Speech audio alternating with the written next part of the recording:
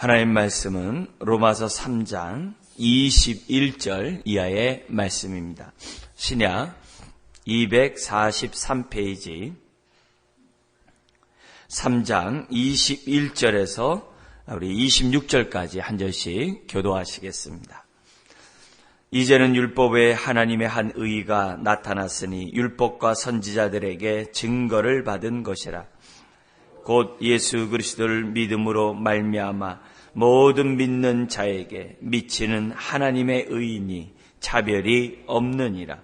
모든 사람이 죄를 범하였음에 하나님의 영광에 이르지 못하더니 그리스도 예수 안에 있는 속량으로 말미암아 하나님의 은혜로 값없이 의롭다 하심을 얻은 자 되었느니라. 이 예수를 하나님이 그의 피로써 믿음으로 말미암는 화목제물로 세우셨으니 이는 하나님께서 길이 참으시는 중에 전에 지은 죄를 간과하심으로 자기의 의로우심을 나타내려 하심이니 곧 이때 자기의 의로우심을 나타내사 자기도 의로우시며 또한 예수 믿는 자를 의롭다 하려 하심이라. 아멘.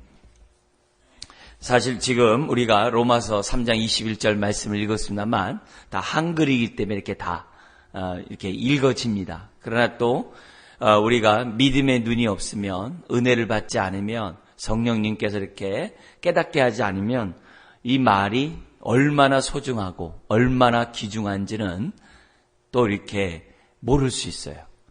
그런 의미에서 우리가 오늘 이 3장 21절에 있는 이런 말씀, 물론 로마서 전체가 또 다 그렇습니다만 우리들이 이런 말씀을 대할 때마다 하나님 내가 깨닫게 해주세요. 우리 성경의 표현 쓴다면은 눈을 열어서 기이한 법을 보게 해 주옵소서. 또 다른 말로 하면 성령의 조명하에 이 말씀의 진정한 의미를 깨닫게 하셔서 내가 이 말씀을 통하여 생명수를 공급받게 해 주옵소서. 이렇게 성경은 그렇게 말하지 않습니까? 그렇게 우리들이 이제 이 말씀을 받아야 된다고 봅니다. 지금 3장 21절이 이제는 율법 외에 이렇게 시작했어요. 근데 그 앞에 그러나가 번역이 안 돼 있어요. 근데 되게 중요한 거거든요. 그러나 이제는 이게 복음이거든요.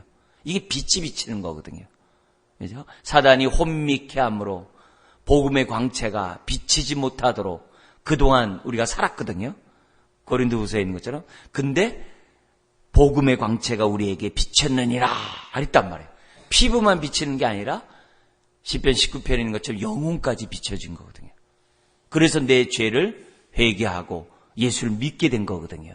이게 얼마나 귀한 거예요. 그러나 이제는, 옛날엔 다 속아 살았어요. 어떻게 해요? 다 1장 18절에서부터 32절까지 뭐라고 그래요? 다 우리가 하나님 앞에 불건경하고 불의한 가운데 살면서도 잘 몰랐어요. 죄 아래 있을 때는요, 어둠 아래 있을 때는 어둠 아래 있는 거 몰라요. 빛이 들어와야지만 내가 어둠 아래 있었구나. 옛날엔 다 죄 가운데 살면서 우리가 다 속아 살았어요. 심지어는 2장 1절에 16절에 도덕군자들은 율법주의, 윤리적인 이런 사람들, 서양과 바리새인을 비롯해가지고 윤리 선생님, 도덕 선생님, 이런 사람들들이에요. 자기 나름대로의 의로움에 다 갇혀 살았어요. 난 저 사람보다 나는 그래도 훨씬 나는 의로운 사람이야, 도덕적인 사람이야, 윤리적인 사람이야, 착한 사람이야, 선한 사람이야 하면서 그 아래 또 뭐예요? 또 갇혀가지고 우리가 다 뭐냐면 어둠에 다 속아 살았어요. 진노 아래 다 속아 살았어요. 있으면서도 몰랐어요. 복음이 필요한데도 복음이 없어서 사는 것처럼 나는 살 수 있는 것처럼 생각을 했어요. 그래 다 속아 살았단 말이에요. 심지어는 유대인들은, 넓게 얘기하면 종교인들은 다 종교적인 미명하에서 다 비나이다 하면서 또 나름대로 어떻게 돼요? 다 그 안에서 안전하게 사는 것 같았어요. 근데 아니에요. 다 어둠 아래 있었고 진노 아래 있었고 저주 아래 있었고 다 복음이 필요한 그런 사람들이었어요. 소망이 없었다고. 유대인들도 어떻게 돼요? 다 율법이 주어진 것은 다 죄 아래 가두기 위한 하나님의 뜻인 줄 사람들이 유대인들조차도 몰랐다고. 그러면서 다 살았어요. 근데 소망 없던 우리들에게 그러나 이제는 딱 된 거예요. 그래서 율법의 하나님의 한 의가 나타났으니, 그러니까 율법 가지고 구원을 받을 수 있다는 게 아니라는 거예요. 율법 외에 하나님의 한 의, 예수 그리스도를 믿으면 정말 우리가 죄 없다라고, 법정 용어거든요. 의롭다함을 받았다는 얘기는 하늘의 법정에서 너 무죄야. 그게 의롭다함 받는 거예요. 왜? 예수 피를 믿었기 때문에, 예수님이 너의 죄를 대신 다 담당했기 때문에 그걸 믿었으니 하나님은 하늘 법정에서 너 무죄야. 그게 의롭다함이라는 거예요. 하는 법정 선언에서.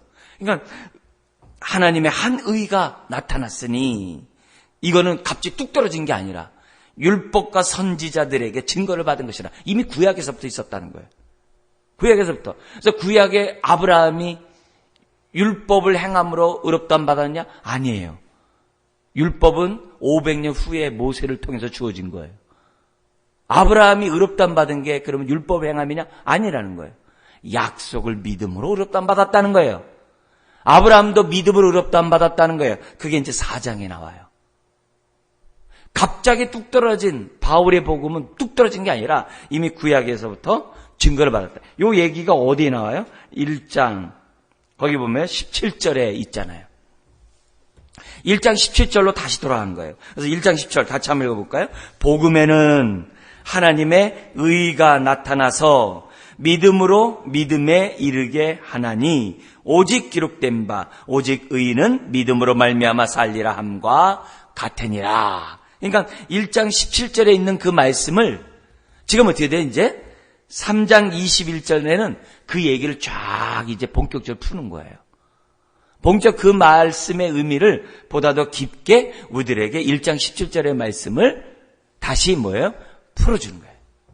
복음에는 하나님의 의가 나타났다. 너무 감사하죠? 여기 오늘 다시 3장 21절. 그러나 이제는 이제 빛이 비쳐서 율법에 하나님의 한 의가 나타났으니. 이거는 구약의 율법과 선지자들에게. 율법과 선지자라는 말은 구약이라는 표현이에요. 다른 말로는 또 율법과 또 선지자와 시인들의 말, 시편의 말에 의하면 세 가지로도 얘기해요. 다 구약이에요. 거기에 보면 에게 증거를 받았다. 이게 예수 그리스도가 이 땅에 오셔서 십자가에 죽으실 것이라는 것은 이미 구약에 예언되어 있어요. 구약의 많은 율법의 제사 제도가 뭐 얘기해요? 다 예수님에 대한 그림자잖아요. 그죠? 그런 얘기. 선지자들이 한 메시아가 올 것이다. 한 왕이 올 것이다. 구세주가 올 것이다. 선지자들이 얼마나 많이 얘기했습니까? 하나님이 모세에게도 얘기하죠. 너와 같은 선지자를 내가 보내리라. 그 메시지를 이미 벌써 예수 그리스도에 대한 얘기라는 것을 이미 구약에서 설명을 해요. 그러면서 그 설명이 이렇게 얘기합니다. 하나님의 의가 어떻게 나타났는가? 그 얘기가 이제 한 절 한 절씩 설명하는데, 첫 번째는 하나님의 의가 나타났다. 율법에 하나님의 나타났다. 어떻게 나타났냐? 22절. 어떻게 나타났냐면 같이 한번 읽겠습니다. 곧 예수 그리스도를 믿음으로 말미암아 모든 믿는 자에게 미치는 하나님의 의니 차별이 없느니라. 이 의는 율법을 행함으로 오는 게 아니라 예수를 믿음으로 오는 의다. 이렇게 되어 있는 거예요. 그렇게 얘기해요. 그래서 예수 그리스도를 믿음으로 말미암아 우리에게 오는데 차별이 없대요. 유대인이나 이방인이나 차별이 없어요. 이 말을 반대로 얘기하면은 유대인들도 믿어야 구원받는다 이 말이에요. 유대인도 믿어야 의롭다움을 받는다는 거예요. 율법을 지킴으로가 아니라 믿음으로 의롭다움을 받는다. 근데 사실 율법이 누구에게 주어졌어요? 율법이 시내산에서 주어질 때 어떤 자들에게 주어졌어요? 출애굽한 백성에게 주어진 거예요. 출애굽은 뭐예요? 홍해바다를 건넜다는 것은 바울이 세례를 받은 것이라 했어요. 홍해바다를 건넌다는 얘기는 이미 뭐예요? 구원받은 백성이라는 거예요. 근데 그 구원받은 백성에게 주신 게 뭐예요? 원래 율법이에요. 구원받은 백성들이 그러면 어떻게 살아야 되는가? 그걸 알도록 하기 위해서 주어진 것이 율법이에요. 근데 이게 하나님의 뜻이 오도가 돼가지고 율법을 지키면은 사람들이 의롭다함 받는다라고 사람들이 뭐예요? 착각 착각을 한 거예요. 다시 말하면 얼마나 사람들이 율법의 정신을 깨닫지 못하고 그냥 어떻게 돼요? 율법 조항만 들고 사람들이 살았는지 모르는 거예요. 그러니까 예수님 시대에 오니까 율법의 정신은 온데갈 데 없고 뭐만 남은 거예요? 율법의 법 조항만 지키면은 되는 것으로 착각한 거예요. 그것도 뭐예요? 확 줄어들어가지고 어떻게 됐어요? 확 줄어들어가지고 할례를 받으면 구원 있고 청결 의식을 하면 구원이 있고 안식일을 거룩히 지키면 구원이 있다라고 이렇게 축소가 된 거예요. 여러분 이것은 굉장히 중요한 얘기예요. 종교인들이 종교로 구원을 받는다고 생각하면요. 종교의 조항을 확 줄여버려요. 유대인들이 율법으로 구원을 받는다고 그러면 다 지키지 못하잖아요.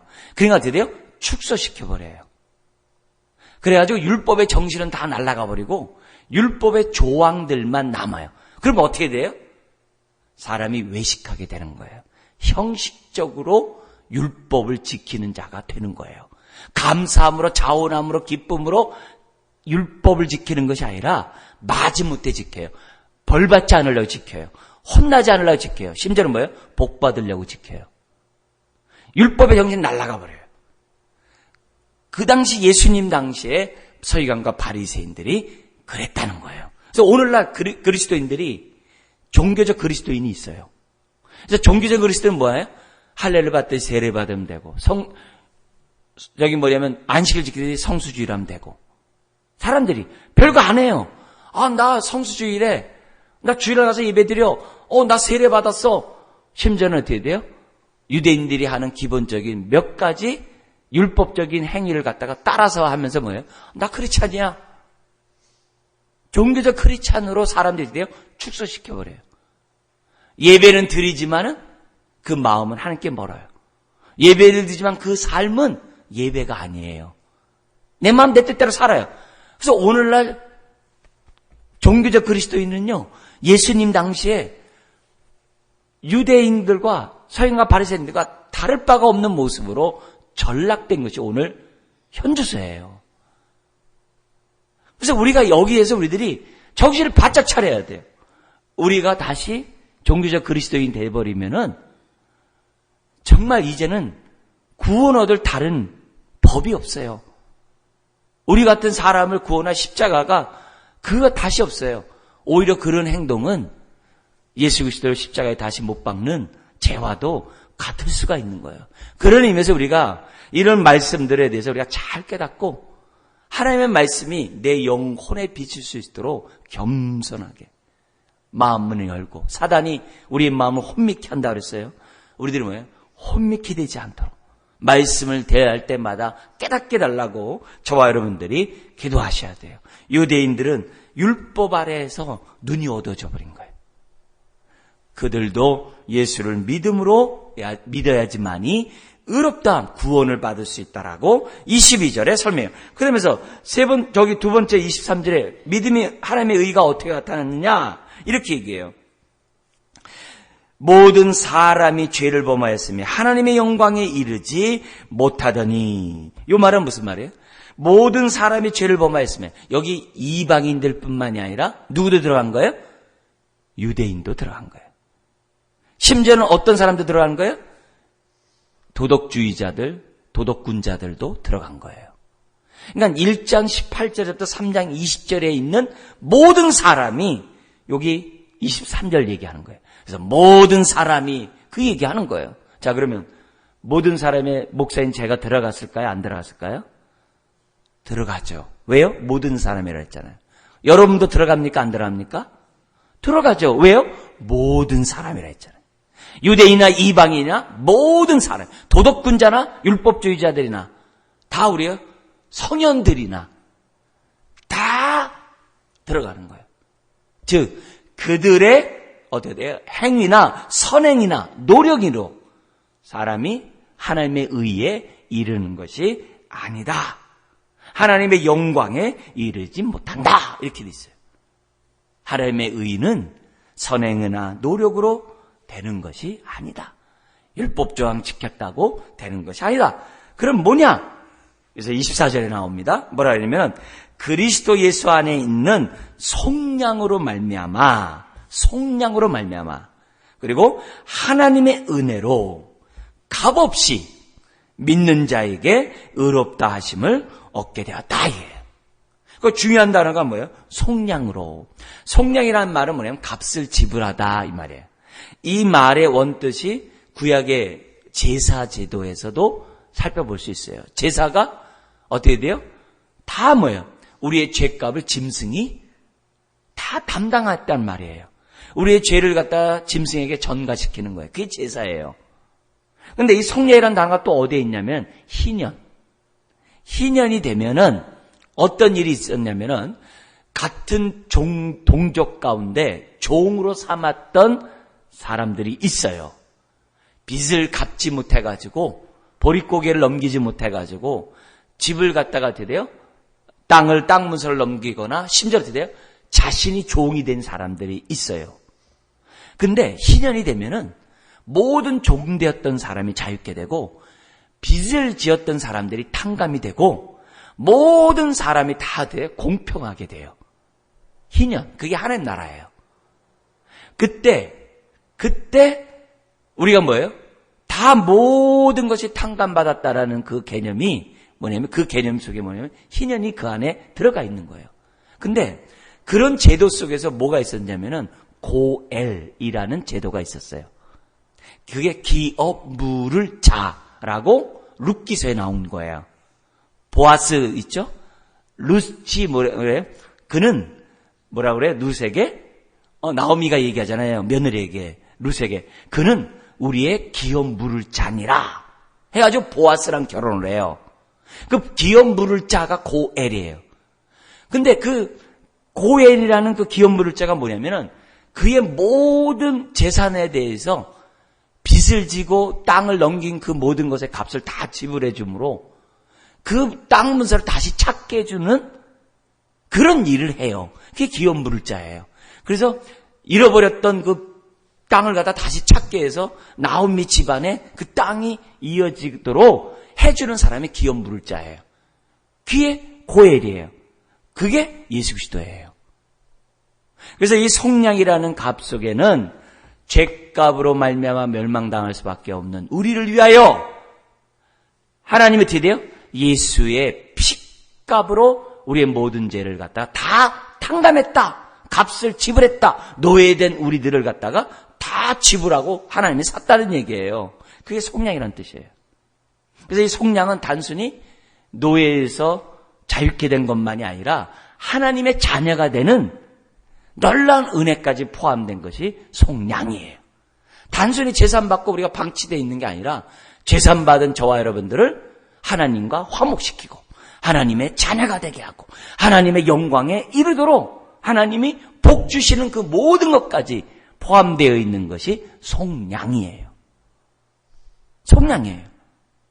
그래서 너무나 감사한 거죠. 그래서 어떤 사람이 이렇게 얘기해요. 에이, 기독교는 입으로만 믿어.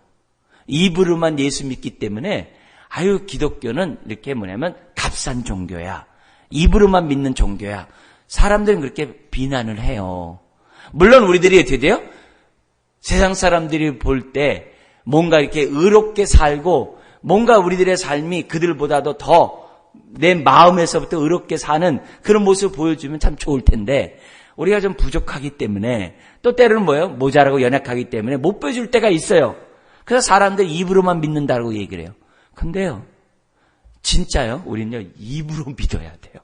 우선은 입으로 믿어야 돼요. 입으로 많은 잘못했지만 입으로 믿어야 돼요.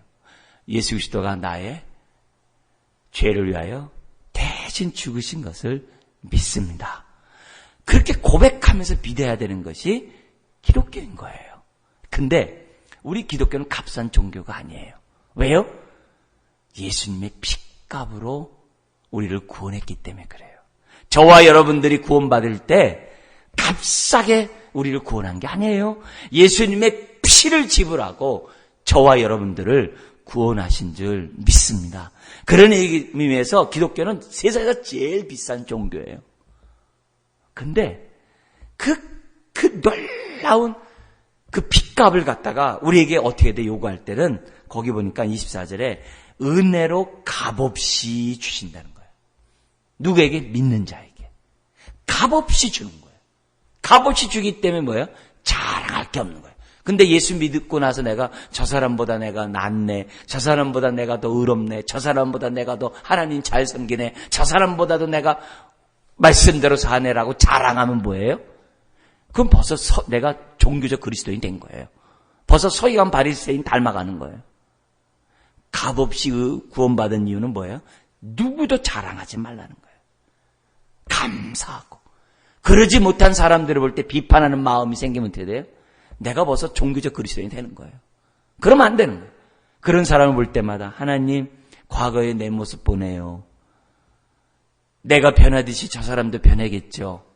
생각하고 그를 갖다 드려요. 기도를 해줘야 되는 거예요. 마음은 불편하다 할지라도 그렇게 하면 안 되는 거예요. 여러모로 우리는 하나님 앞에서 값없이 은혜로 우리가 의롭다함 받았다는 사실을 저와 여러분들은 우리가 깨달아야 돼요. 그래서 이 말씀에는 또 뭐가 있냐면 난 믿음으로 구원받았어. 그래서 자기 믿음 자랑하는 것도 잘못이에요. 이 믿음은 하나의 도구일 뿐이지 우리의 믿음조차도 자랑하면 안 돼요. 자랑하면 안 돼요. 하나님이 우리에게 베푸신 의는 값없이 은혜로 우리에게 주어졌다는 것을 잊어서는 안 돼. 그러면서 보다 더 구체적 설명을 해. 뭐냐면 뭘 믿느냐? 25절에 이 예수를 하나님이 그의 피로써 예수의 피를 믿음으로 이 얘기예요. 그의 피로써 믿음으로 말미암는 화목 제물로 세우셨으니 단순히 속죄 제물이 아니에요. 죄만 사하는 게 아니에요. 화목 제물이래. 하나님과 화목하는 거예요. 왜? 원수되었던 우리였거든요. 화목 제물 속에 뭐가 포함된 거예요? 하나님 영광에 이르는 제물이 됐다는 거예요. 하나님의 영광에 이르는 제물이, 영광에 이르는 자가 누구예요? 보좌 앞에 나가는 자죠. 누가 보좌 앞에 나가요? 자녀가 나가죠. 그래서 의롭다함 받는 그 순간 우리는 어떻게 돼요? 의의 삶을 사는, 성화의 삶을 사는 자녀가 된 거예요. 그래서 예수의 피는 속죄 제물만이 아니라 뭐까지 된 거예요? 화목 제물까지 된 거예요. 우리가 세상에서 죄를 지면요, 형사상 책임만 지는 게 아니라 민사상 책임도 짓잖아요. 형사상 책임만 졌다고 난 자유롭다고 그러지 않잖아요. 민사상 죄도 뭐예요? 갚아야 되잖아요. 그거와 똑같아요. 우리가 죄사함 받은 것이 형사상 죄만이 아니라 민사상의 모든 죄까지 다 해결된 거예요. 하나님 앞에서 우리가 의롭다함 받은 것이 뭐냐면, 아유, 내가 죄를 갖다가 이제 내가 용서했지만 내가 죄에 대해서는 아직도 난 마음이 안갚음이 남아있고, 나 속상해. 나에게 반역하고 나에게 거절하고, 지 멋대로 사는 애에서 나 좀 속마음이 좀 껄끄러워. 하나님 그렇게 하지 않으세요? 하나님은 예수의 피로 말미암아 우리에게 뭐예요? 반역하는 우리들에게, 원수된 우리들에게 딱 조금이라도 티끌도 남아있는 게 없어요. 탕자를 안아주듯이 우리를 갖다 꽉 안아주시는 하나님이세요. 화목제물로 세우셨으니 이는 하나님께서 길이 참으시는 중에 전에 지은 죄를 뭐 했다고 그래요? 간과하심으로. 이 간과라는 말이 여러분 이게 패스오버라고 영어로는 하는데 이게 뭐예요? 유월이란 뜻이에요. 그래서 유월절이에요. 유월절이 뭐예요?